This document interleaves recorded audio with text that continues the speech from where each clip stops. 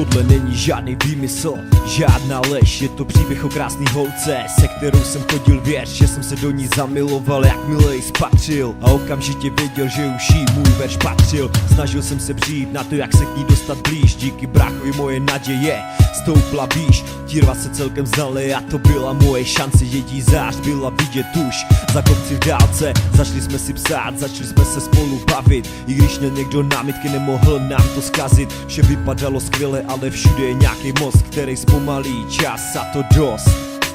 Cítil jsem se divně, nevěděl jsem, co dělat, ona stála na cestě, musela si to přebrat. Měla jednu možnost, buď to já nebo on, to způsobilo v mých očích další slzný schod. Byla si moje první, byla si moje moje opravdová láska, bez ní jsem byl ztracenej. Moc pěkný chvíle, kdy jsme jeden u druhýho stáli, ruku v ruce měli a v klidu si povídali. Dával jsem ti najevo, jak moc tě mám rád a i ty nejpevnější místa na světě začaly tát.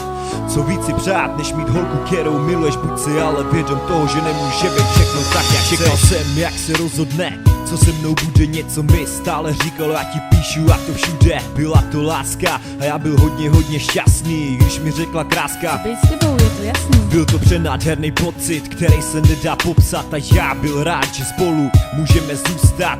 Psal jsem mi zprávy, odpovědi přišly hned, myslím, že jsme tenkrát milovali celý svět. Procházky přírodou, sledování filmu, život zdál se být skvělej, z dotyky jejich krtů. Když jsem slyšel její smích, viděl jsem, že se má fajn, to jsou určitě znaky, který něco znamenají. Tohle jsem si říkal, bylo to pro mě nepříjemný, když byla s kamarádem a moje duše nic moc neví. Nevěděl jsem, jestli jsou sami nebo ne a bál jsem se toho, že náš vztah špatně dopadne. Byla si moje první, byla si moje moje opravdová láska, bez ní jsem byl ztracenej. Moc pěkný chvíle, kdy jsme jeden u druhýho stáli, ruku v ruce měli a v klidu si povídali. Dával jsem ti najevo, jak moc tě mám rád a i ty nejpevnější místa na světě začaly tát.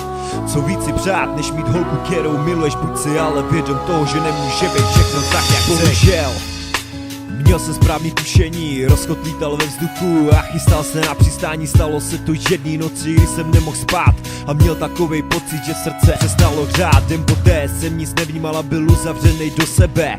Bál jsem se toho, co to se mnou provede. Chtěl jsem jí odpustit a taky to udělal. Ona mi ale řekla, že neví, co bude dál. To byl ten nejhlavnější důvod, proč to skončilo. Pochybnosti do vztahu ne, fakt mě to nelákalo. Prožíval jsem něco, co se slovy nedá popsat a díky kamarádům jsem se z toho mohl dostat. Když jsem trávil čas tebou, nebylo šťastnějšího kluka, oproti tomu jsem potom zažíval muka. Od konce vztahu jsem držel nový život v ruce, ale nikdy nezapomenu, že jsi mi zlomila srdce. Byla si moje první, byla si moje moje opravdová láska, bez ní jsem byl ztracenej. Moc pěkný chvíle, kdy jsme jeden u druhýho stáli, ruku v ruce měli a v klidu si povídali. Dával jsem ti najevo, jak moc tě mám rád a i ty nejpevnější místa na světě začaly tát. Teď je asi všechno pryč, těžko to někdo napraví, ale nikdy nevíš, co nám život připraví.